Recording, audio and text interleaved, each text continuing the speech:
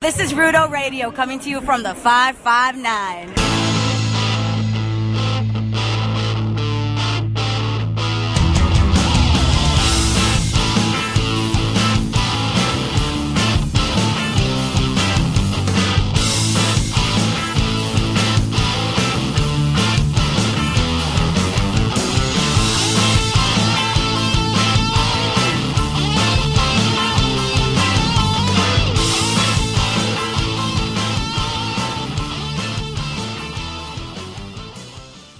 Hello and welcome to Rudo Radio, SB Nation, and Cage Side Seats weekly wrestling podcast. I am Nick Bond, joined as ever.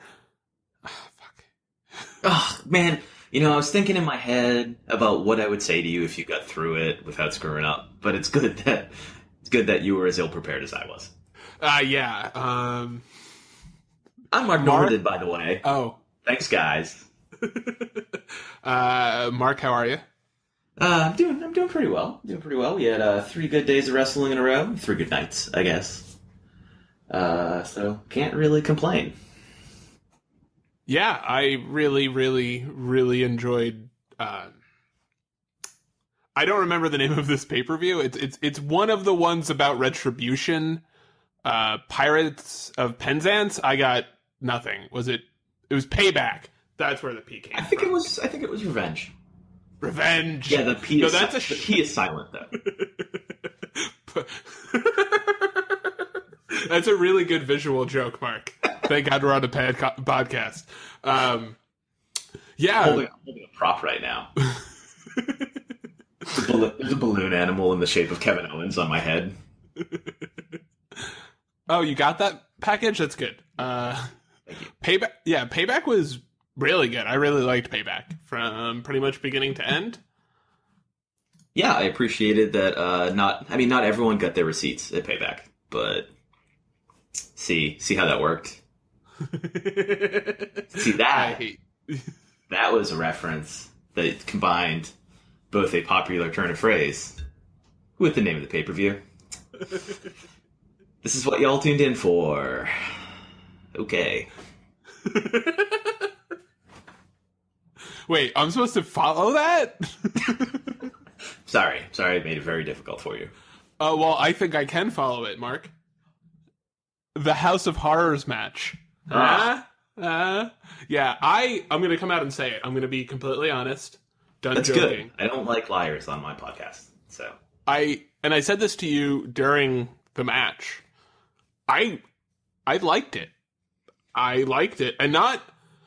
we talked about this a little bit. Ironically, I actually think it's a cool idea for like a pilot for these kinds of matches, both House of Horror matches and matches that take place primarily outside or start outside of the ring or the arena at all. Like, I think that's something that they could expand into, not all the time, but for big feuds. Better than they did last time when Randy Orton, Triple H showed up at Randy Orton's house and ruined like 6 months of build in one night.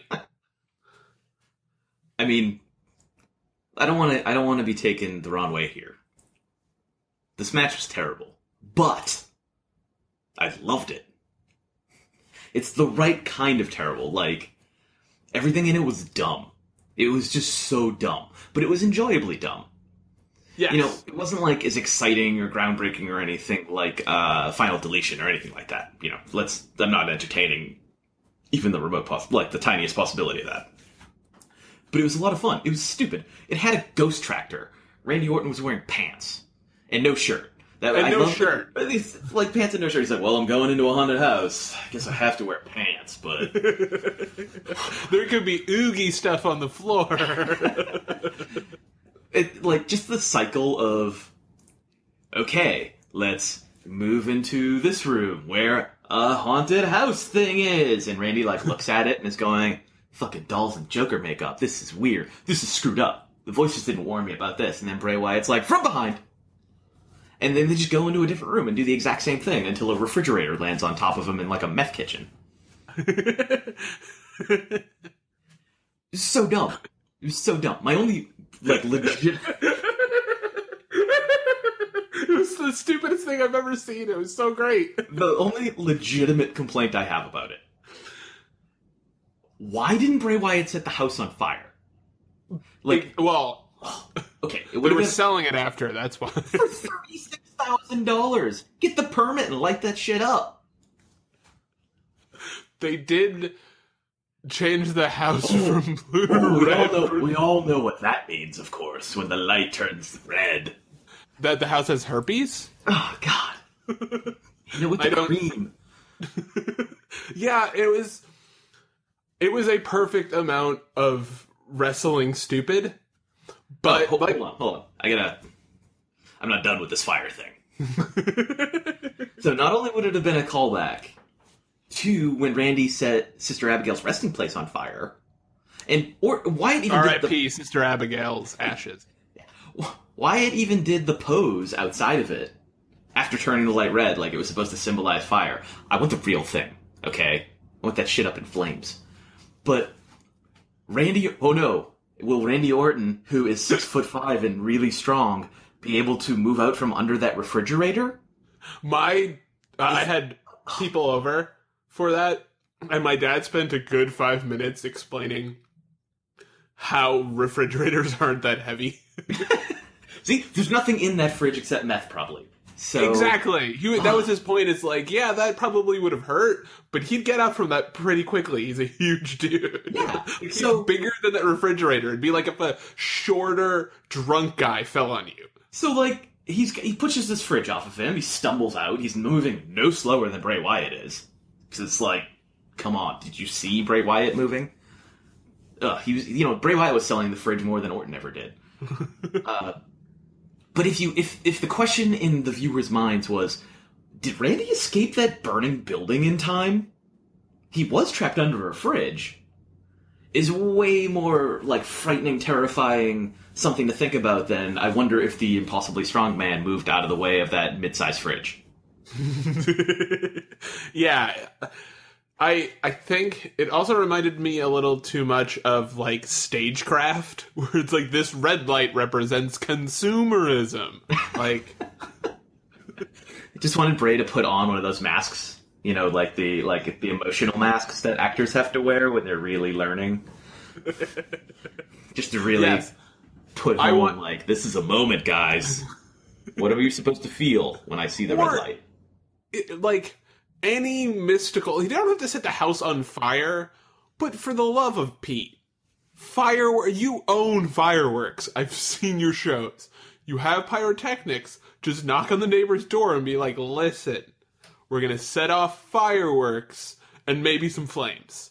I mean, you would be doing the next people who bought the house a favor, because clearly it's just like a property sale. No one is buying the decrepit, broken down, probably... just, like, unable to be lived in, former meth house. Actually, Mark, I don't know how to say this, but, I think I'm gonna have to quit the show, because I've gotten into real estate. Okay. I bought the house. Was your offer accepted? Because I was supposed to get a call back. Wait, you were the other... Oh, God. This is awkward. I bought it so that I could reshoot the match. But this time have the house set on fire, and then I was just going to flip the property for... Wait. The fire property. You're going to flip the fire property? Yeah. I was going to turn it into a museum for this feud. No, I read somewhere like each room was going to be a different segment of the feud, and the WrestleMania one was going to be in the kitchen, and it was just going to be pictures of worms and maggots. But that's it. It was just pictures. It didn't do anything. Nobody got hurt. There were no actual bugs in the kitchen. It's actually very clean now. Oh, that's a good idea. It was basically like the match where Bray Wyatt lost clean to Randy Orton after he tried to scare him with pictures of oogies. I am so happy this feud is over. See, I was going to buy the house so that I could set it on fire with all the meth still inside. Because I heard meth is really good for the soil. And I thought I would be able to put that in the listing, that this is some meth-infused soil, and you can grow some crazy shit there. I don't know who told you methamphetamines are good for soil, but... I read it on the internet. The internet's always true about everything. Absolutely. So...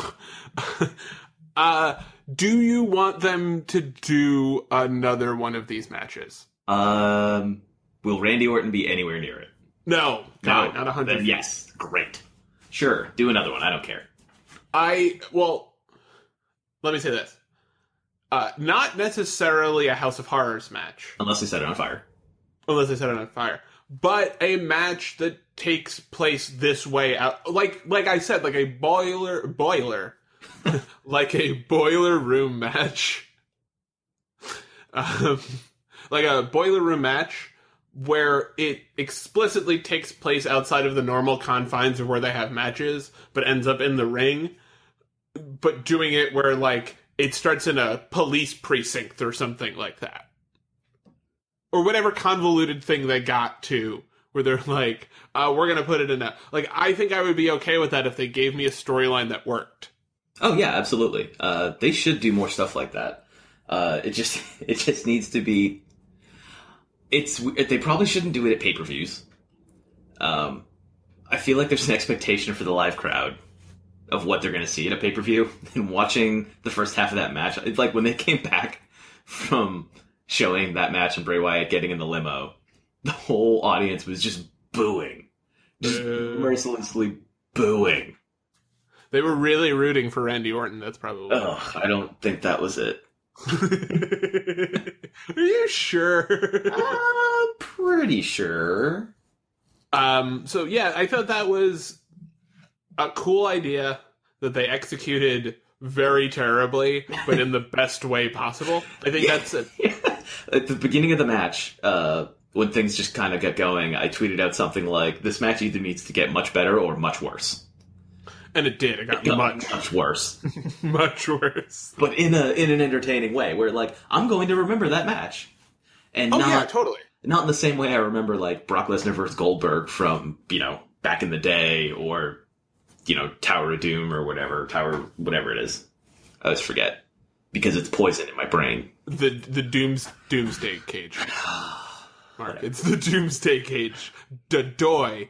I actually really, really, really liked the ending of this match, although I hated the second half of it. I thought it was, as you said when we were talking about this earlier, it was totally a Bray Randy match for like a good 5 minutes. I've seen 3 more of those than I ever wanted to. I would say all, like, 17 more. Like, they owe me minutes of my life. They've only had 3, but you're like, no. It felt like 12. There's interest on this pain you've caused me. Punitive damages. Yeah, but Jinder came in and hindered Randy pretty severely. Jinder became the hinderer. I am the one who is the hinderer. It was great. I especially love that. I mean, there was so little logic and like putting a bow on things from these storylines, but the Jinder thing was the one thing that really made sense. Because Orton ignored Jinder straight up for 2 weeks, even when Jinder was in the ring with him, so that he could talk to, like, smoke-filled room video board Bray Wyatt in response to whatever bullshit he was, saying. I wasn't listening to it. And Jinder the second week was like, dude, fuck you, and, stole the belt from him. It was like, this isn't cool. Pay attention to me. I'm right here. Like, we're the same height and everything. At least pretend.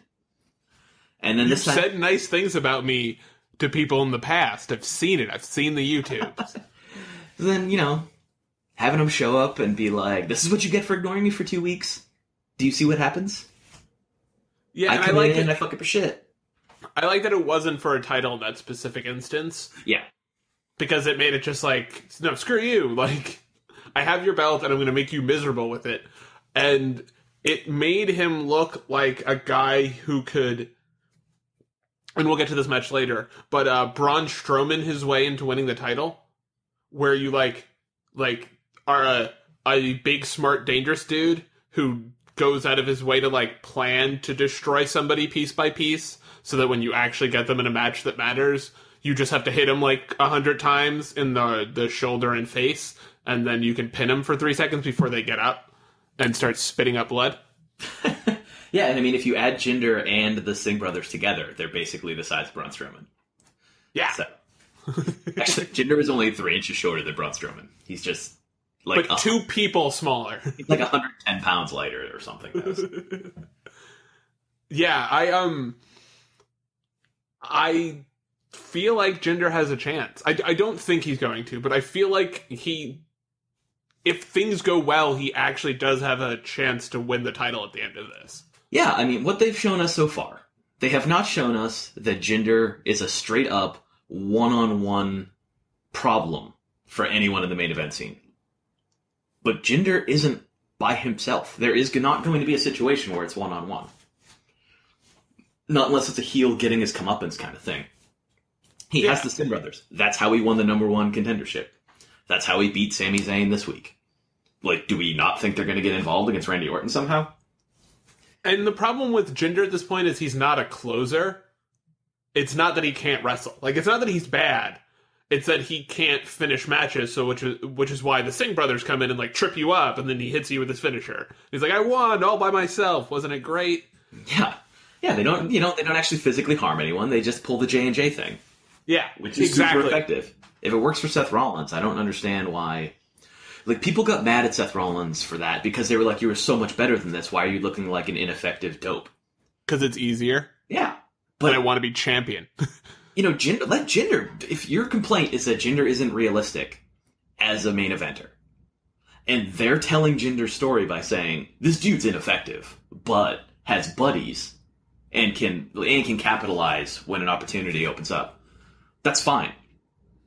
That is what... It seems to have, like, more juice than we realize in terms of... I don't mean it that way. I mean in, like, the sense that he can make people come out of the woodwork. It seems like he's a powerful person who is, like, in terms of his ability to make things happen.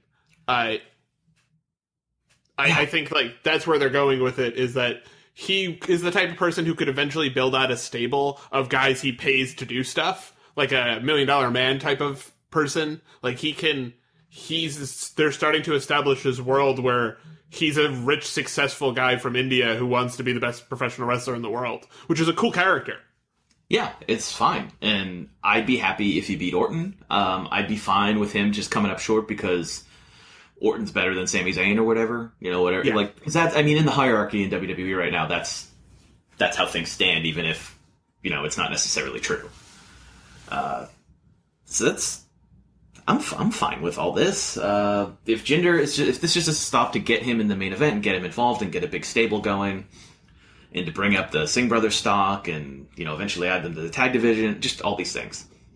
They're getting a lot done here and making things believable, and they're already at the point where, like, I could see Jinder winning and not being mad about it because of how they're building him, and that's 3 weeks ago. That would have been absurd. And this finish at Payback helped a lot because it seems like it makes, like I said, it seem like he's one step ahead of Orton, and that's important going forward. And what I thought was interesting is, like, even if you were to say that this is, like, the worst match you've ever seen, which people did, a lot of people did, and it was a big thing on social media, on, like, ESPN and stuff, like, just how over the top crazy bad this match was. It was the only match on the card I think you could even consider not actively good.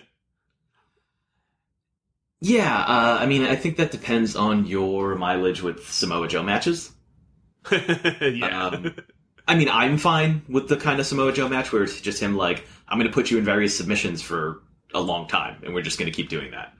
Because it can, you know, Joe's able to handle that in a way that a lot of other people aren't.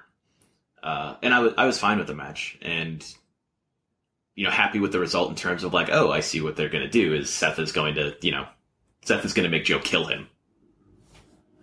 But that's the only other one I think on the card where you could argue it wasn't great. Yeah, this was a very good pay-per-view. And I like that they continued the Seth Rollins Samoa Joe feud on Raw in a way that made sense for everybody involved. in the triple threat match for the Intercontinental title, which I thought for number one contendership. You're 100% right, for the number one contendership for the Intercontinental title. They did the rumor earlier in the day, I think, was for the Universal title, and I thought it was incredibly stupid that they were picking those people, because Braun should be the number one contender for the Universal title. So I thought it was incredibly stupid. And then when Dean came out and was like, actually, it's for the Intercontinental title, I was like, oh, that's perfect.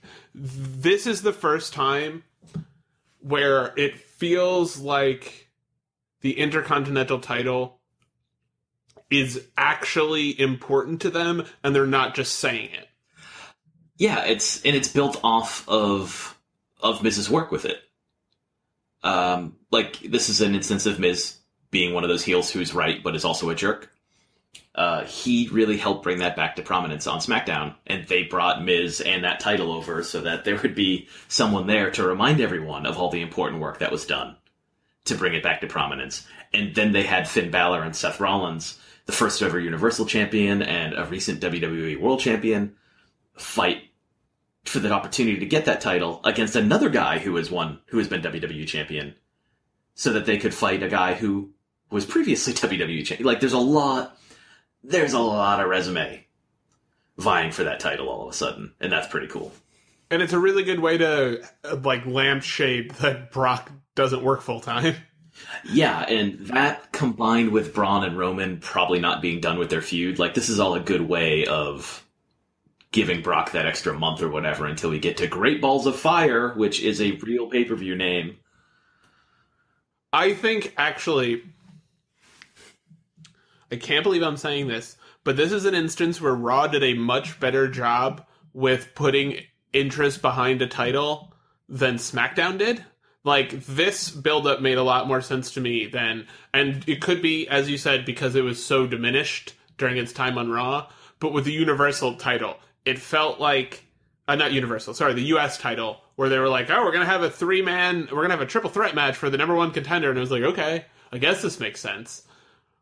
Though, if next week Raw has a Universal title 6-pack challenge number one contender match and, Titus wins? Heath Slater wins. Then I'll feel differently, but I thought they did a much better job of explaining, no, this title's a big deal. That's because the work's already been done for it. Yeah, and I guess that would be the case. That would be the that, oh wow, if you actually emphasize the title for more than 2 weeks, it'll become a big deal. I mean, think of that match happening without Miz there, reminding everyone for a couple weeks how much work he put into that title and bringing it back to prominence. If it was just Dean Ambrose showing up and being goofy and being like, oh yeah, also I have this title and I haven't made it look like my dick yet, but we'll probably get there. Soon. It just doesn't have the same effect. But wow, tonight. Surprising. The Miz is involved in something and it is better. He is getting to the point where the announcers are even mentioning, holy shit, is the Miz good right now? And they were calling him, one of the young rising stars in WWE, which is, yeah, he still is, relatively speaking, but it's such an amazing thing to hear that with Seth Rollins and Finn Balor. Well, and I guess that's the point they're trying to make is, no, we finally see that the Miz as Johnny Cage is a money-making character. There's people like us who want The Miz to succeed, so we'll watch shows that he's on because we like him. And there's people who fucking hate The Miz with all of the fiber in their being, and they will also pay to watch him. I love The Miz, both in and out. I would cheer for The Miz and have cheered for The Miz at a show. Not because I'm, trying to take control, but, because I'm a fan of his in the way that people are a fan of, NASCAR drivers that drive rough. I love him. He's the best. Plus, sometimes he wrestles Dolph Ziggler, and I can't change that fucking guy. and the match, the triple threat match, was exceptional. Oh, it was pretty baller. And like I said, how we got into this conversation, Joe interfering to take Seth out was a perfect way to protect Seth, protect eventually Finn with Bray. They did a really good job of making sure that the Miz won through chicanery or shenanigans, but it looked like any three of them could have won. It looked like he stole it only because Finn Balor had momentum, not because he didn't deserve to win at any point. Yeah, the important things that Miz can harp on, and that people like me who will defend the Miz will harp on, are the Miz did not send for either of those people. It's not like those people were working for the Miz to make sure that he won. And in addition to the Miz not, having enemies besides Dean Ambrose at the moment, who wasn't about to interfere in the number one contender match, because, I don't know, Dean's watched television before, it'll probably be a fatal four-way or something. Miz was still in the match at that point. He had kicked out of people's big moves. He had been there. He looked just as good as the other two. It's not like he was backed into a corner the entire time until heels and other feuds showed up to save the day for him. It just happened to be the moment where Bray Wyatt came in. Miz was like, oh, I should pin him. That's what I should do. Miz is the greatest, holy shit, are you kidding me? That all I have to do is pin him guy of all time. Yeah. And he considers that a badge of honor. Like, yeah, I'm opportunistic. Okay. I'm smart enough to see the opportunity, idiot. And I'm always the guy that stays just enough out of the way that I'm there to pick up the scraps. Yep. It is a character trait that, has served him very well. And it's good that he uses it. He is a survivor in the classic sense of a heel, I'm just trying to hold on for as long as I can to whatever I have. I think he's legitimately one of the best ever at the, long heel title reign where you keep cheating your way to victory. Because it gets more and more absurd with him. I'm very happy that he's going to be... I can't believe I just said that. I said that naturally, too. I'm excited for his matches with Dean Ambrose. Oh, well, let's not go that far. I think he's going to win, is why I'm excited. Oh, well, that's great. Yeah. I'm into that. So, you actually said Samoa Joe and Seth was the match that you didn't think was necessarily, great? Yeah, I don't think it was great. I mean, I think it effectively, as with many Samoa Joe matches, it very effectively captures the story that they're trying to tell and, tells it to you in a way you can understand. That doesn't mean it's exciting. It's good pro wrestling that is happening on your screen. And I won't remember all the details later, but I will remember all of the story points, if that makes any sense. 100%. It 100% makes sense. And I guess what I was going to say is with the Chris Jericho Kevin Owens match for me was a very good match with a very good ending that made no sense in terms of their long-term. I feel like they could have had him beat Chris Jericho and destroy Chris Jericho on Sunday instead of on Tuesday. I don't know. I thought it was better. What do you think it's better that they got the days? What? Sorry? You thought it was better they got they made the match on Tuesday and Yeah, because I like Kevin Owens. Kevin Owens just destroying him after the match is kind of admitting that he's done with this song and dance and knows that there's a possibility that Chris Jericho could defeat him again in a rematch down the line. So I like that, where it's Owens admitting, without saying it, that Jericho is actually good and to be feared, and it could be a problem for him. So he's just fuck it, I'm going to kill him. Dead. So that's what he's done that with Sami Zayn before. And if anything, it's just further proof that, Kevin Owens was friends with Jericho. Because what does Kevin Owens do to his friends? Destroy them. He murders them. So if he beat Chris Jericho in a rematch, I think we would have missed important, plot development points. And it was good. There are reasons that are good for Jericho to win, because then he goes to SmackDown, and AJ Styles versus Jericho is a thing that really hasn't finished. They're still... Oh, so you think Chris Jericho is coming back in a month? Yeah, he's only supposed to be on tour for a month or so. So he'll come back, and Owens and Styles will be embroiled in what they're embroiled in, and then See, Yeah, I was taking it as him leaving for a couple of months, maybe, doing the usual Jericho leaving. I wasn't totally sure the length of time he'd be gone, but if it's a month, I actually do really like him getting pulled over to SmackDown then. And even if he's gone for a couple months, if the plan is to eventually have him with a SummerSlam match return, or for a big SummerSlam match and he's there a month earlier to promote it, that all works too. Because yes, it does. A built-in feud with whoever is United States champion of those two. Jericho can fight them. And Styles Jericho at SummerSlam would be cool, especially because Styles is in such a different place now and is allowed to be AJ Styles. That'd be great. And, I could do Jericho Owens again if we've had a breather and there's fresh perspective put on it and Owens is really established as a champion and we're not just hot potatoing it back and forth. There's a lot you can do with on both sides of that. Yeah, that is true. I did like the callback to the callback to the callback. And I think they did it exactly the way we were supposed to, which is that he gets screwed the first time and then murders him the second time for trying it. Yeah. And I love that it's a callback to it's art, you don't need pants. Man, everything about that has been so good. I thought their Mania match was good. This one was better. And I'm glad. Oh, definitely. Because the feud deserved this match.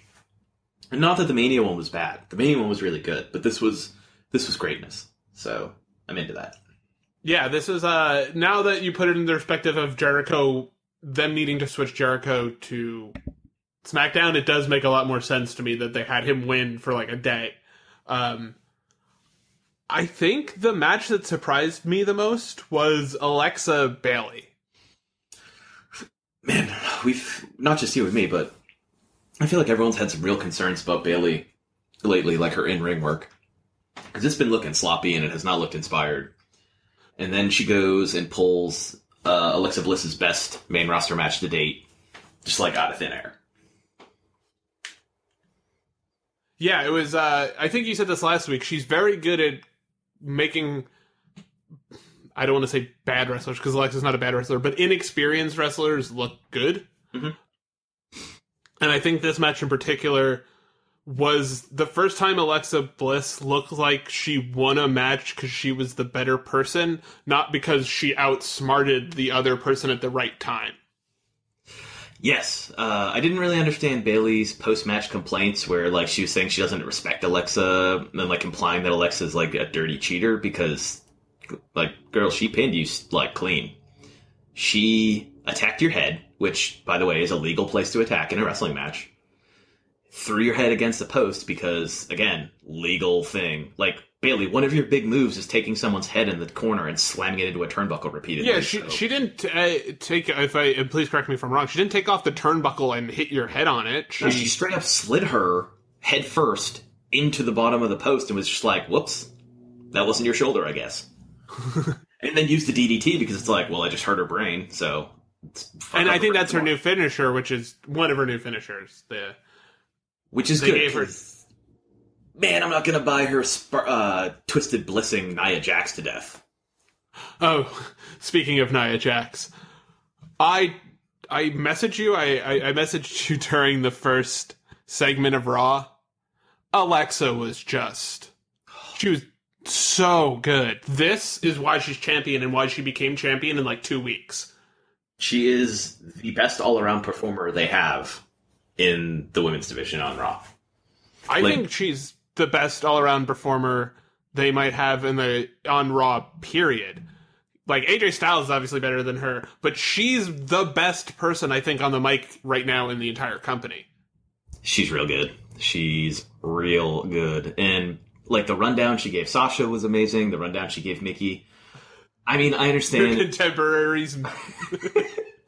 I understand it's just an age joke, but man, she plays it so straight. Yeah, it was totally just the delivery, and Mickey just being yeah, okay, I get it, I'm old, whatever. I'm a mom. Oh, and good lord. Well, the two best were because she didn't even bother with Emma, and she doesn't have beef with Emma or Dana. She's I don't care about you. her backing up accidentally into Nia and being like, Cool. "You're great." I see why everyone else is jealous of you. And then her just ethering Bailey to the point where Bailey had like a temper tantrum. Bailey took the coward's way out. It was one of the best. That was like I know I use this term maybe too much. That was another like star-making segment where you're like, God damn it. The fact, if she can wrestle at all, which she can, we've seen it, she's going to be like one of the biggest stars in the women's division that they've ever had. Like, she is incredible. And she works, even though she's 5 foot. Like, people can see her win matches. That's so insane. Like, well, that's why the DDT is important. Like I mentioned earlier with the Nia Jax thing, but Alexa just being clearly the smartest person in the women's division. And, like, the way she took out Bailey, who's bigger and stronger and, you know, can hulk up more than anyone. Everyone's bigger and stronger than Alexa. Yeah, so Alexa being smarter and being able to do targeted offense like that and take advantage of opportunities when she can, you know, that's how she's going to win, and it's super believable. You know, when she beat Becky Lynch in that tables match, she beat Becky Lynch then that way because it was not believable that she would pin Becky Lynch. I'm still not 100% sure she'd pin Becky Lynch because Becky's better than Bailey. Becky's the like best baby face. I think she's the best baby face on SmackDown other than AJ. Again, AJ Styles is like the weird thing that skews everything, but like Bailey, we'll talk about Becky's segment on SmackDown. Holy shit, was it? Both of them were fantastic. Yep. I don't think anybody can beat Becky, or should beat Becky clean one-on-one. Not even Charlotte. Yeah, it should be one of those sneaky... It should really be one of those sneaky streaks that, like, Roman Reigns put together before it became obvious what was happening. Where it's just like, well, Becky doesn't get pinned. Becky hasn't been pinned in X months. Yeah, because she's great. And Alexa shouldn't be able to beat her. And it should be good for Alexa that she got sent to a separate show. The only other person I think on Becky's level is Charlotte. Like, so yeah, I'm just so happy with Alexa. That whole thing was just fantastic. She commanded the screen for like 20 minutes. She looked like a star. She carried herself like a star. She made the right people look like threats and push the right buttons in front of the crowd. She's not afraid of the crowd, which is Charlotte's biggest problem. Is once the what chants and stuff like that start, she gets a little like flustered. Alexa's like, screw you. I'm Alexa Bliss. I don't give a shit what you're saying. Mm-hmm. Yeah, she is just such a commanding presence, and it's fantastic. Little Miss Napoleon over there. Yeah, and I'm very happy that she won. That was just a really good match overall. I thought that was the best match that definitely the best match Alexa's had, and one of the best matches Bayley's had on the main roster. My concern with Bayley is she's got like a reverse Chris Jericho thing going, where I feel like if she's wrestling someone of equal or better talent, she has more problems. And this is only recent. This is like a main roster issue because I feel like she's trying to knock it out of the park. Yeah, she's trying to hit a home run every single time, and it gets sloppy because like Jericho's a guy where I don't like seeing Jericho wrestle people who are worse than he is, because I don't think he does a good job of elevating people in that way. But if Jericho's wrestling someone as good or better than he is, he pretty much rises to the level of whoever he's facing. Bayley's kind of the opposite, where if she's wrestling someone who's, you know, greener than she is, less experienced, or just flat out worse, she brings them up. And she's really good at that. And I kind of wish in her bigger matches against people like, you know, like big people she's facing now, that she would kind of like use that mantra instead of just trying to go so big like she did with Charlotte. So hopefully by the time her and Sasha face each other, they remember like what it was that made Bayley really work in the ring. This is a good first step, though.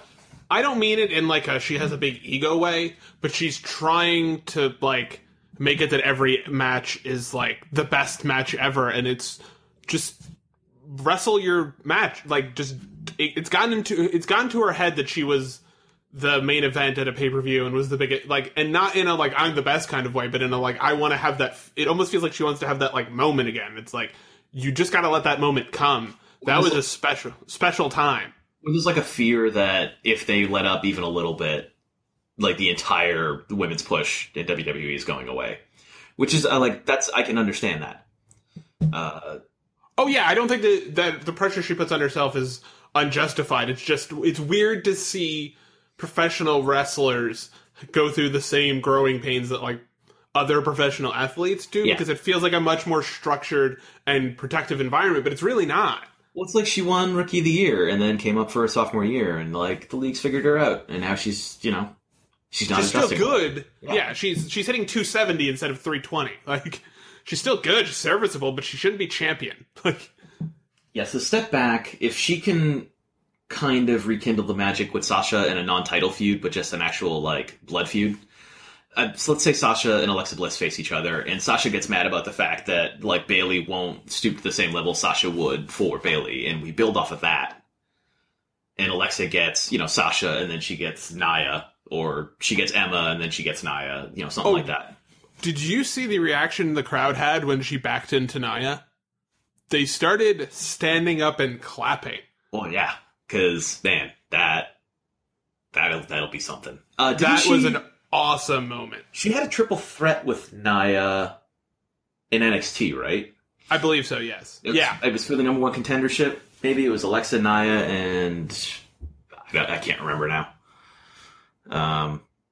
But yeah, I remember that being good. And then I can't remember who won because Bayley ended up facing all of them eventually.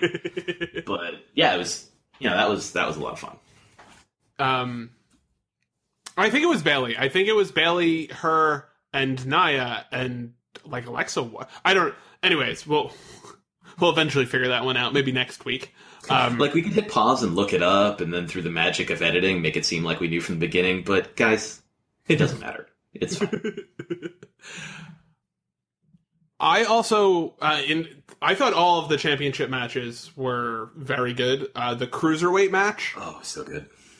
And I'll tell you what, Mark, 2 weeks in a row here, TJP is kind of like... No. He's not bad. Let's not get carried away. He's better. Mark? Oh, God. I want to talk about my feelings on TJ Perkins, new favorite. It's just TJP now. My new favorite wrestler. Ooh, that's a bad I like look how for he you. dabs and says mean things and then dabs again. Nick, since we're friends, this is an intervention about your love for TJP. Stop No, seriously. it. I still hate him. Read this letter that I wrote for you and what your love for TJP has done to our relationship. We were friends. We are no longer friends. TJP sucks. Thank you, Mark. That's beautiful. Yeah, that was actually the whole letter. Wow. I was going to write on the other side of the paper too, but I felt like concise was the way to go. I don't hate him anymore. I think it would be the best way to describe how I feel about TJ. I think he can be valuable going forward. Is that fair? Sure. I just never want to see him near the championship again unless he is someone's lackey, which is, what's happening right now? Yeah. I think Neville is starting to build what will look back as like the start of a really, really kick-ass run over the next couple of years. Like, he feels like he's really starting to develop into... I mean, he already has over the past 6 months or whatever, but, like, it's really starting to feel like he's going to be champion for, like, a really long time. Oh, see, I think he's going to lose his next match against Aries. You do? Yeah. Next pay-per-view for Raw is Extreme Rules, right? Yeah. Yes. So, yes, it is. He cheated to win last time. Mm-hmm. And then he got himself disqualified this past time. That feels like it's leading up to a no disqualification match at Extreme Rules. Where TJ Perkins comes and helps Neville. I mean, maybe. Until Austin Aries, throws bananas at him or something. That is really a terrible gimmick. You know what? Potassium's important. When's the last time you had a leg cramp? Shit hurts.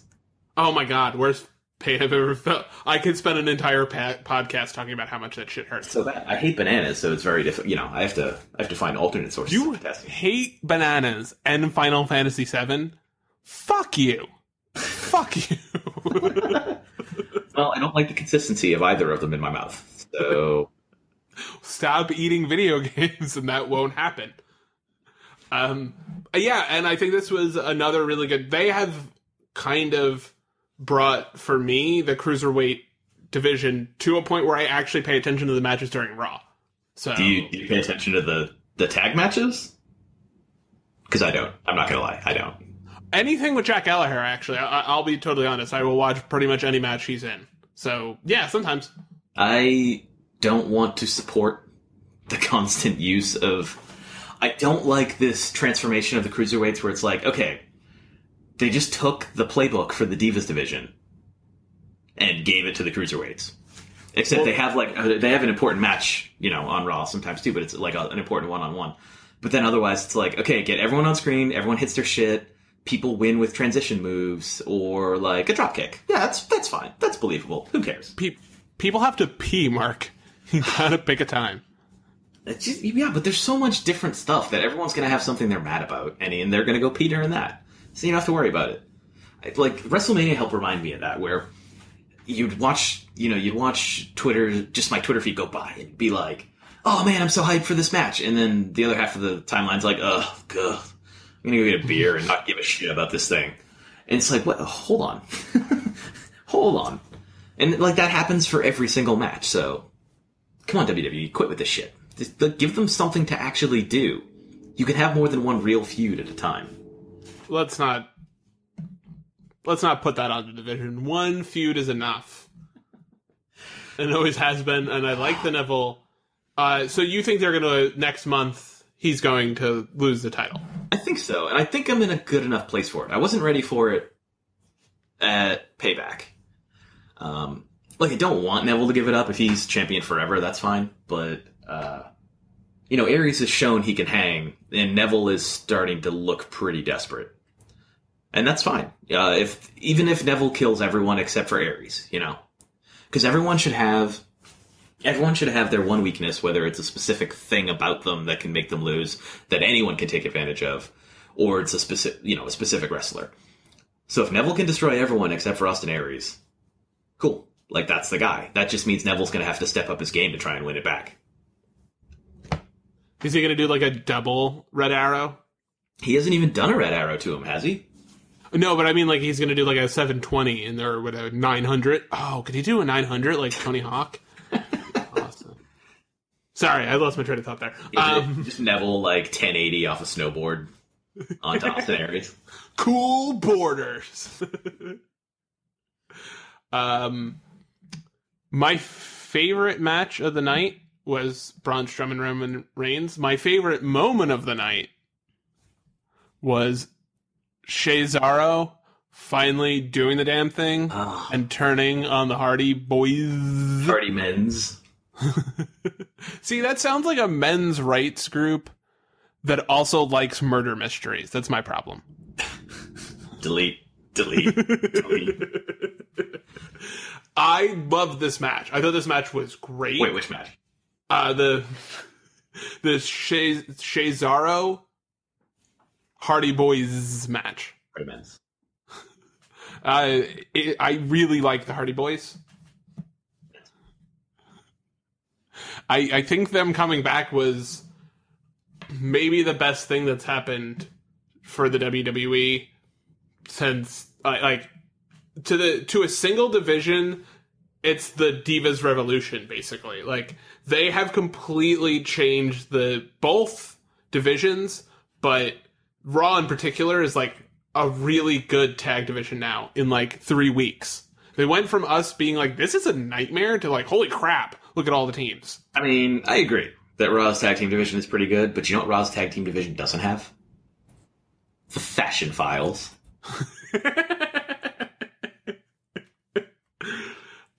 Which is holy shit. I don't want to jump into that if you still have Hardy stuff to talk about, but yeah, we should talk about that. Oh, yeah, no, I figured this would be a referendum on the entire tag division, which is why I mentioned SmackDown. Oh, man. Fashion Police versus the Uggos is going to be... It's going to be so good.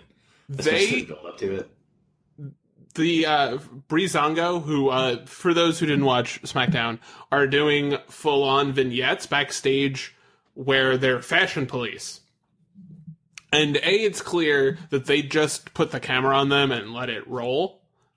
And two, that they have actually spent an almost inordinate amount of time figuring out what their characters were together. Because the chemistry between Fandango and Tyler Breeze is like, it's crackling. It's beautiful. Like, they look like they've been best friends for 30 years. Like, they grew up together this dumb. It's so good, and there were so many little jokes in it, too. Like, their performances alone were great. If they were doing your standard thing where they're both, like, standing shoulder to shoulder in front of a camera, and they just said all this stuff, it would have been funny. But having, like, the bulletin board behind them with all their notes, and it has, like, internet articles about the fashion police there, and it's, like, cool, sexy little Post-its. And then they have, like, John Cena shot up there, and it's like, whereabouts unknown. The description of the Usos just says, like, Uggos, and them talking about the two of them the Usos walking around being, like, fashion crimes, and they're like, that's jaywalking. I'm not gonna be like, that's also Jimmy walking.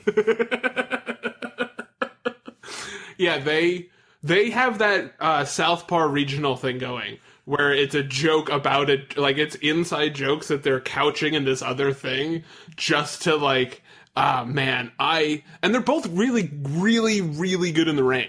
Yes. They're both exceptional workers. Tyler Breeze in particular is a great worker. I've seen that dude work with every different type of person. He is fantastic. And I feel like they won't beat the Usos, but I feel like they can transition from total joke tag team to total joke tag team that you have to watch out for. And if you would have told me, like, 2 months ago that would have happened, I wouldn't have believed you, because I never thought that a show would give them the chance. But SmackDown, oh god, this is like the third time I've said, I can't believe I'm saying this, but I can't believe it's truly the land of opportunity. They have this thing. They think it's going to work, they're trying it, and it's working, and they're going, cool, we'll do more of these segments, because people reacted to it really well. SmackDown has been such a cool breeding ground for inventive segments like Fashion Files, too. You had your Total Bellas bullshit thing, you had Heath's trailer, you had the Ellsworth Carmella, like, shopping thing. The Dolph-umentary, which someone mentioned, which I'd forgotten, which might be the best of all of these. I forgot. That was so mean. It was the meanest thing they've ever put it. Miz being the arbiter of real in the WWE has become the weirdest thing, that the weirdest running, like, gimmick is that he is the one that allows kayfabe to be broken. He's the, like, Neo Triple H. It makes sense, though, because Miz was a reality television star. And he gets it. Like, yeah, he's, like, almost sentient to what's going on. He's like, no, I get it. I was on the real world. That was a way bigger show than this one was, guys. It's all just so good. And I love SmackDown so much. And it's the reason why I'm willing to, like, cut him slack with, Jinder. And why even if something doesn't work, I try and appreciate, like, what they were going for. Raw can get to the point, it's not an impossible thing. Raw can get to the point where I cut them similar slack, but the track record just over the last year or whatever is not quite a year, but we're almost there, is so different. This pay-per-view felt like a turning point. Yes, absolutely. In a very real way. Both the people that won, Enzo and Big Cass actually won a match at a pay-per-view, even though it was a pre-show match. Like, holy shit! Like, although they kind of undid that the next night, so okay, well, don't be that guy. I am being that guy. I hate pre-show 50-50 booking. Ugh, it's so annoying. It does nothing. It's My name is Enzo Amore. If you're gonna suggest that a pre-show match is important, and I do think it serves an important role and can be important, like, it should follow the same rules as other stuff, and not just be like, let's do the exact same match the next night. I am sorry. I've been waiting for you so I could get a moment. Yeah, no, I agree. But also, Enzo and Big Cass don't win anything, so this is, like, not a big deal. I feel like continue to not win anything until Big Cass is finally like, Enzo, you're holding me back, and throws him into the sun. Mark, yes. No one feels stronger about that than I. But that's not the government we live in. Donald Trump's president and Enzo Amore and Big Cass are going to keep winning matches. No. They already lost their next match. That's what I was complaining about. They're going to keep winning matches. They're heroes. The people love them. No. Huge. That's not true. Bigly. The only sad thing about Sheamus and Cesaro turning heel and being big and important is that... Oh, right, that's where we were. Is that the Good Brothers are, like, watching backstage being like, oh, I guess we could have filled that role, but... Did you get a chance to watch Raw Talk? All I saw was the beginning when Braun Strowman screamed, "I'm not finished with you," and then ran through an ambulance. Yeah, he did. That was awesome. Sheamus and Cesaro went on and explained in detail, glorious detail, why they did what they did. That, like, it explained everything in detail, and they weren't, like, giving a bunch of exposition. They were like, well, you know what? I'm just glad Cesaro finally did what I told him to do the last 6 months. That was it. They were like, I wanted him to fight people and be, like, disrespect other people because that's the way you get ahead. And he didn't want to do it. And I liked Cesaro, so I wasn't going to fight him over it. And then he finally listened to me, and look how happy we are. They were like... Their love story is one for the ages. It really, like... it's like they'd been together for 10 years and marriage equality passed, and they were like, yes! It was that level of, like, beautiful love between two men. I don't know how else to put it. They are so good together. I really want them to win the titles. Like, they have to. The Hardys are great, but you know what? The Hardys got their return run and officially won Raw Tag Team Championship, and I want you to get destroyed by... Daniel Matheson was calling them the handsome muscle boys, but then they turned heel, so now they're the mean muscle boys, and I'm into that. I like the mean muscle boys. Yeah, they're the mean muscle boys. And both of those dudes pass the eye test in a way that almost nobody else in wrestling does, other than, like, Brock Lesnar, where you look at those guys and you're like, oh, they're gonna mess some people up. They're the Road Warriors without the pads. And... orders of magnitude more talent. It's... I was like, what? Like, did I say something wrong there? Like... So... But you just look at them in the same way. You'd look at those guys and you'd be like, oh yeah, they're gonna kill people. They're gonna chop meat, as Jake Roberts would say, yeah. And Cesaro having... like, I like how they took subtle hints of, like, M. Bison and stuff like that. They just... where, like, we've had these gimmicks for so long, and we've kind of hinted at a bunch of stuff. Let's combine all of it and go... It feels like two dudes that are going all in on the future of their careers, both in storyline and out of storyline. So it's this was the thing. I liked Braun and Roman more, but this was the match that made me the most excited. It reminded me, though hopefully the ending is much better, of when Cody Rhodes turned against Hardcore Holly and started teaming up with Ted DiBiase, where it feels like you're starting, like, a new dynasty in tag teams. I just hope... No, I won't even say it. Let's cut that part. So, let's talk. There's one... What? There's one match left. Is it Braun Strowman versus Roman Reigns? Yeah. Okay, good, because I was like, that's what I was bringing us to. Oh, I thought you were going to talk about... I don't even know. Nick, I want to talk about... Aiden English. I thought you were actually... I thought that's where you were going, was Aiden English. Yeah, I want to talk about my sweet baby boys who bloodied each other. Oh, wait. No, never mind. We'll talk about Sin Cara's outfit next week. Oh, let's not. Let's never talk. I A little inside baseball for the fans at home. I asked Mark if we could spend 40 minutes on Sin Cara's outfit. That was a hard pass by Mark. I'm going to record a separate bonus episode this week. I fast forwarded through that segment. I turned to my wife and said, because we were watching on DVR, I was like, it's Dolph Ziggler for Sin Cara. I'm just going to fast forward until Nakamura shows up. And if he doesn't, well, whatever. Well, missed opportunity, because that was the worst outfit. Oh, I saw the outfit, and that is the moment when I went, oh, Dolph Ziggler, huh? What? Was that? Was he wearing like a velour half-body suit? I don't know. I think... What is the fabric? I need to know, Mark. I mean, it looked better when he had the black one on. But I think it was the same stuff. It just wasn't that color. But, like, he was an Easter egg wearing a luchador mask last night, and it was really weird. He put on a good match. But maybe I didn't see it.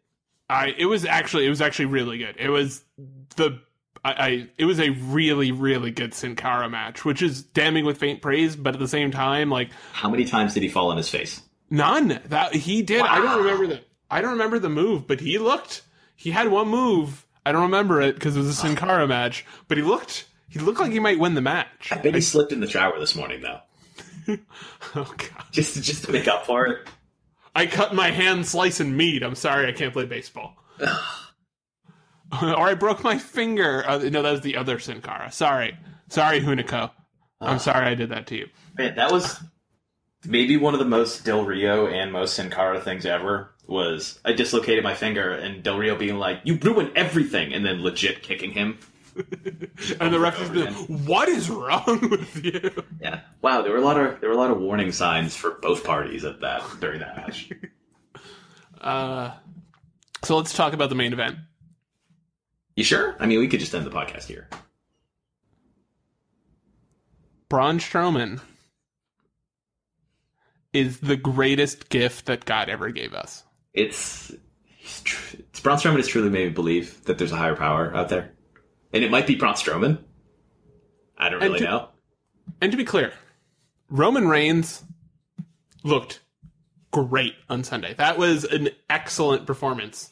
Yeah, let's make it clear.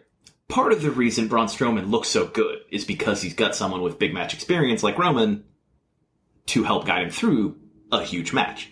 And that's not a disservice to Braun. Like we were talking about Bayley Alexa earlier. These kinds of relationships and ability to do that is very important. Yeah. It's why guys get put in the positions they get put in. It's why Chris Jericho gets to work so many different matches with so many different guys that are at his level or above, and he's there to elevate them. Roman Reigns is really putting himself on the map as the best big match wrestler. I think that's fair. Like unequivocally the best guy that you want to see in a Haas match, just beating the shit out of the other guy, right? I think he's taken that title, or does Braun still have that? I mean, I feel like Braun just beat it out of Roman, but I mean, he needs to do more. You know, we'll see how they eventually react to Braun versus Lesnar or whatever. Which I think is this match, and I had liked the other stuff they had done. This match was the first time where it felt like this is a WrestleMania main event. This match is going to be, I think, next year's WrestleMania main event match. I don't think they're going to go... I think Braun's going to beat Lesnar. I hope Braun beats Lesnar, and I hope Braun still has the title come Mania, and then they... Because, like, the original starting point for this feud was the Universal Championship. So, let's bring it back, except have these two guys have that title and be fighting for it. Yeah, and you'll find something else for Brock to do. Like, whatever Brock does is going to be fine. Find something else. Who gives a shit? You don't have to do Roman Brock again. And you don't have to... One more time. Sorry. Yes, I can.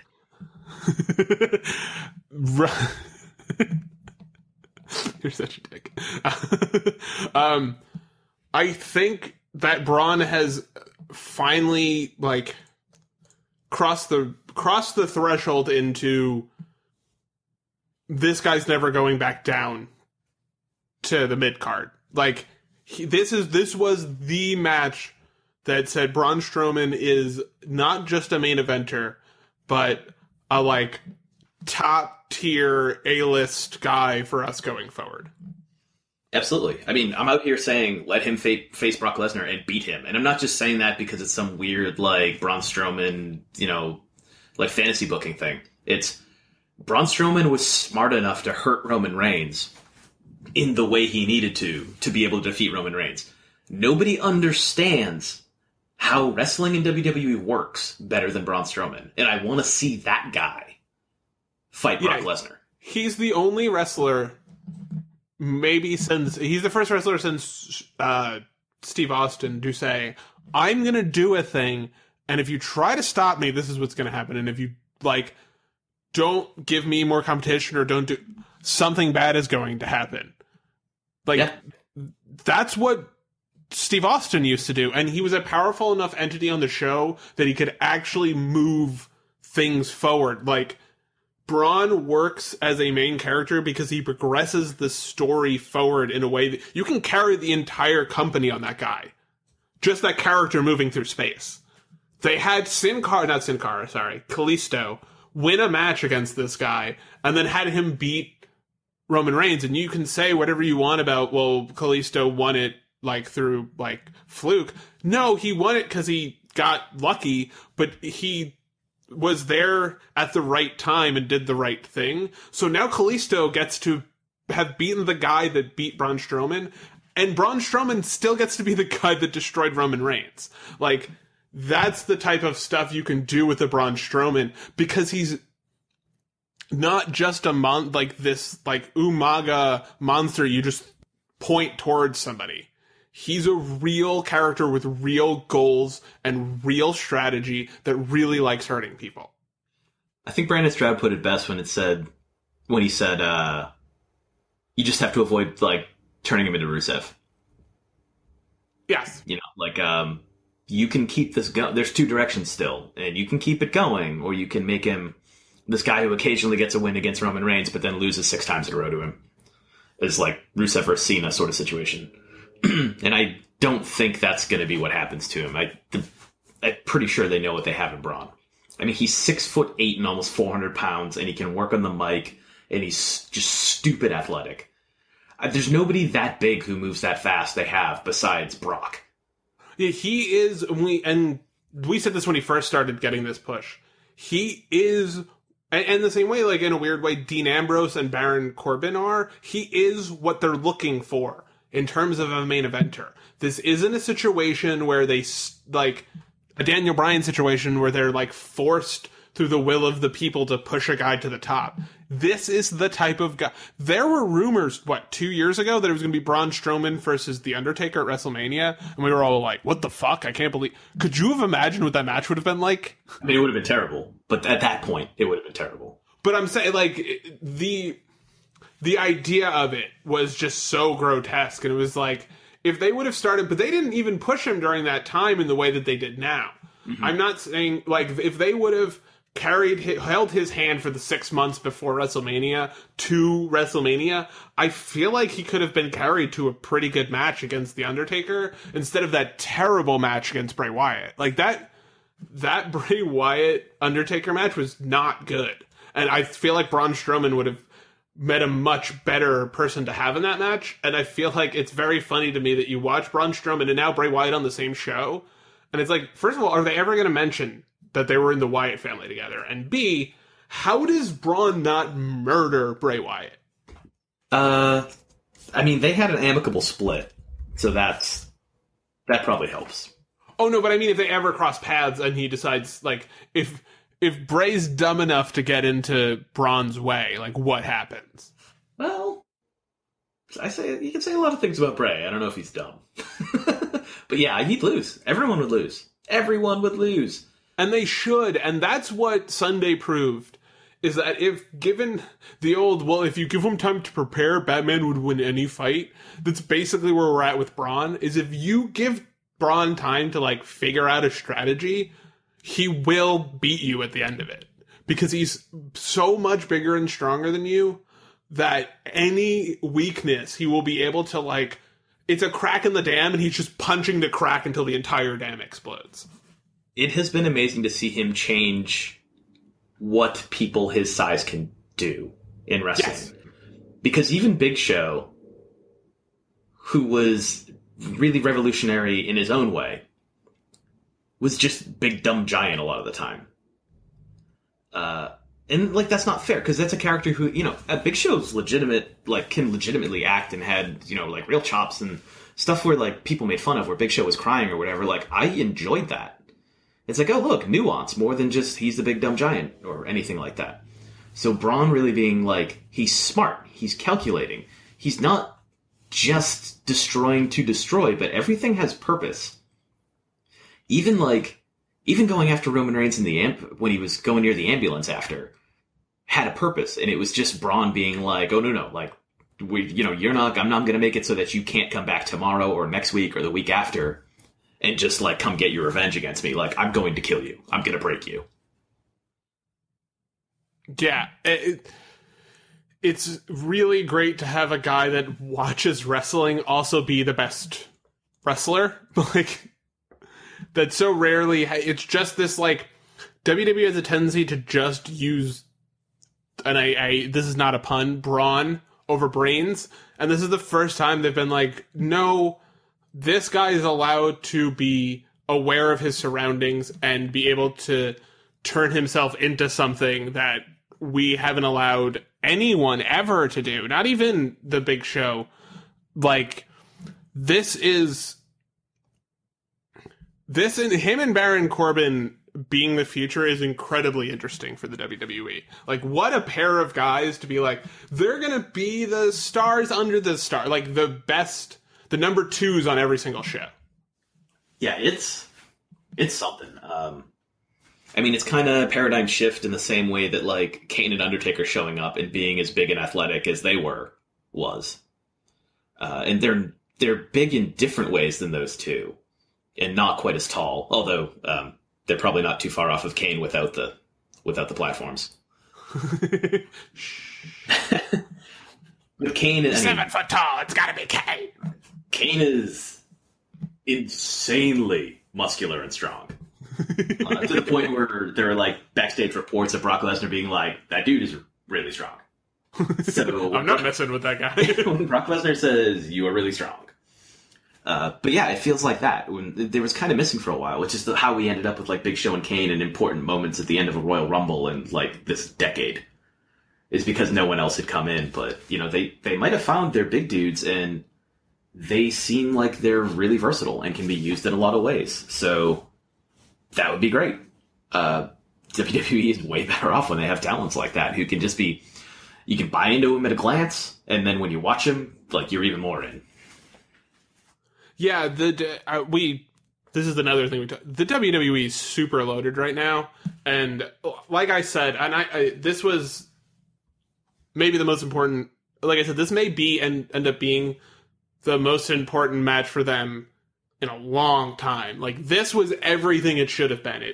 It pushed everybody in the right directions. It gives Roman Reigns an actual obstacle to overcome, and not just like.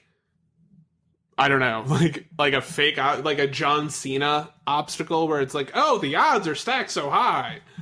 Braun's really a thing to mess with. Like, and I just couldn't have been happier. I thought this show was as good a random pay-per-view as I can remember. Yeah, it's a good sign because I think there were a few Raw clunkers in the brand split era. So it's real nice to see them kind of return to form, especially after the Superstar shakeup and with the difficulties in making the build to this, that the payoff for the actual event would be so good. And then Raw did a good job of following up on it. And, you know, SmackDown did well with their loose ends that they probably never should have had to tie up. So now, like, both shows can move forward, and I don't know. Feels like we're in a good place. Great Balls of Fire isn't that far away, and that's as good a place to end as any. Mark, where can they find you on the internet? On Twitter, Marc_Normandin. That's Mark with a C. You can find me writing about wrestling on the internet at CagesideSeats.com. Yeah, I think that's pretty much it right now. I guess if you want to read baseball stuff, you can go to sbnation.com/MLB, but, that's optional. But you are legally required to go to cage side seats. Yes, sorry. By listening to this, you are bound now and forever to go there for your wrestling stuff. You can catch me at the Nixter. That's THEN1CKSTER. You can check us out at soundcloud.com/Rudo Radio. Is RUDORADIO. And you can rate, review, and subscribe to us on iTunes. Mark, if they can't think of a review, do you have one for them? I think you could probably just you do something with Sin Cara. You saw it. We didn't get to talk about it. I took that from you.